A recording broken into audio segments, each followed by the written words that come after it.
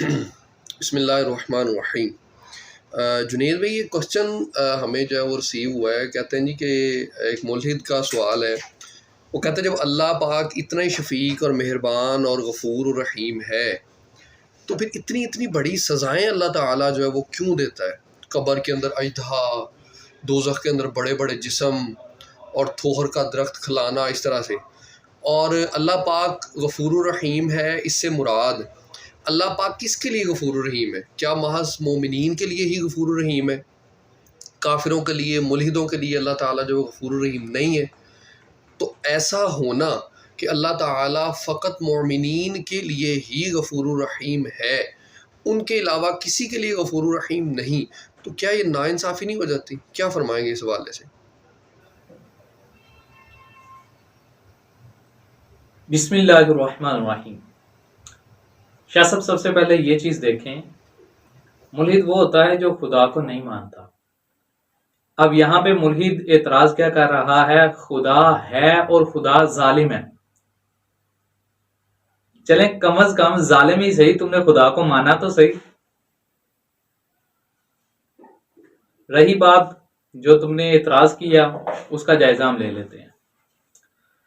دیکھیں، یہ اصل میں غلط فہمی ہے، اس کے اندر کافی زیادہ تضادات ہیں جو اس نے اعتراض کیا ہے، اور یہ ناسمجھی کی وجہ سے یہ اعتراض اس نے گھڑ لیا ہے۔ میں اس اعتراض کو ایکسپوز کرتا چلتا ہوں۔ دیکھیں، سب سے پہلے یہ ناانصافی نہیں ہے، بلکہ ناانصافی تب ہوتی جب خدا تعالی عذاب نہ دیتا مجرموں کو۔ اب کس طرح سے؟ تھوڑی سی دنیاوی مثال کو سمجھیں۔ اب دیکھیں، یہاں پر اب جو جرم کیا جا رہا ہے وہ معمولی سے وقت کے لیے ہے۔ مثال کے طور پر ایک چور چوری کرتا ہے، وہ چند لمحے کے اندر چوری کر لیتا ہے، لیکن جو اس کو سزا دی جاتی ہے، وہ سزا دینے کا جو ٹائم پیریڈ ہوتا ہے وہ کہیں سال بھی ہوتا ہے، وہ مہینوں کی صورت میں بھی ہوتا ہے، ٹھیک ہے۔ اسی طرح سے ہر جرم کی سزا جو ہے وہ اتنی نہیں ہوتی جتنے لمحے کے اندر وہ جرم کیا جاتا ہے، تو لہٰذا اس طرح کا اعتراض نہیں بنتا۔ ہاں، اب جو سزاوار ہے، جو قصوروار ہے، جو قصوروار ہے، اس کے لیے جو اللہ رب العزت نے سزا منتخب کی ہے وہ اللہ رب العزت کے عادل ہونے کے اوپر دال ہے۔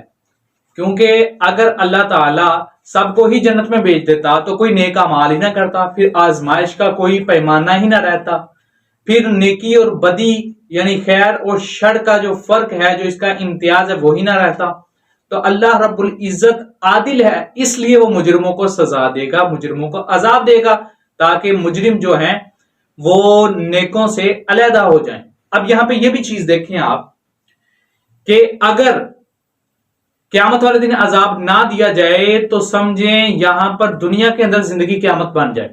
وہ کس طرح سے دنیا کی زندگی عذاب بن جائے گی؟ وہ کس طرح سے؟ ذرا اس کو سمجھیے کہ ہر شخص جب اس کو پتا ہوگا کہ میں چوری کروں گا تو مجھے سزا نہیں ملے گی، کیونکہ یہاں پہ چوری اسی وجہ سے نہیں نہ کی جاتی، چوری اسی وجہ سے نہیں کی جاتی کہ مجھے سزا ملے گی۔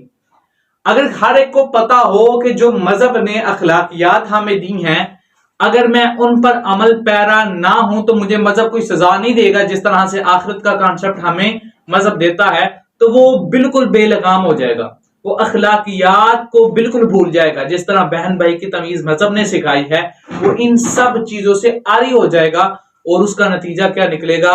یہ دنیا جو ہے یہ جنگل کے ماحول کے اندر تبدیل ہو جائے گی۔ تو اس چیز کو سمجھنا چاہیے۔ اب یہ ایتھسٹ کا جو اعتراض ہے، یہ ناانصافی تب بنتی، اور بلکہ اگر ایسا ہوتا تب یہ پھر بھی اللہ رب العزت کے اوپر اعتراضات کرتے کہ دیکھیں جو جرم کر رہا ہے اس کو بھی سزا نہیں دی جا رہی، اور جو جرم نہیں کرتا اس کو بھی سزا نہیں دی جا رہی، یہ کیسا قانون ہے؟ یہ ناانصافی تھی اصل میں۔ بلکہ اللہ رب العزت کیونکہ عادل ہے، وہ عدل کرنے والا ہے، اس وجہ سے وہ مجرموں کو سزا دے گا۔ لیکن ایک اور چیز سمجھ لیں، یہاں پہ پوائنٹ سمجھنے والا ہے۔ اللہ رب العزت اس وجہ سے عذاب نہیں دیتا کہ کسی نے گناہ کیا ہے، گناہ کے اوپر اللہ رب العزت سزا نہیں دیتا، بلکہ اس گناہ کے اوپر بازد ہونے پر اللہ رب العزت سزا دیتا ہے۔ وہ کس طرح سے؟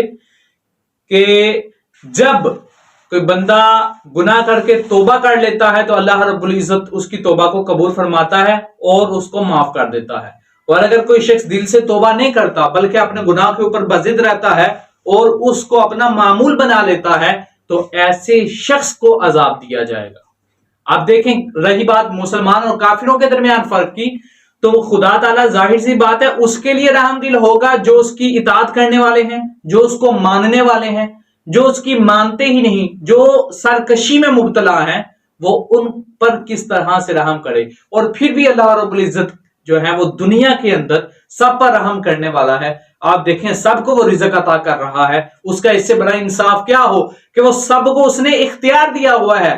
چاہو تو تم میرا ہی انکار کر دو, میں تمہیں دنیا کے اندر کچھ نہیں کہنے والا. ہاں آخرت میں ایک میدان, ایک میزان لگے گا جس میں تمہارے ایک ایک جز کا حساب لیا جائے گا. تو یہ جو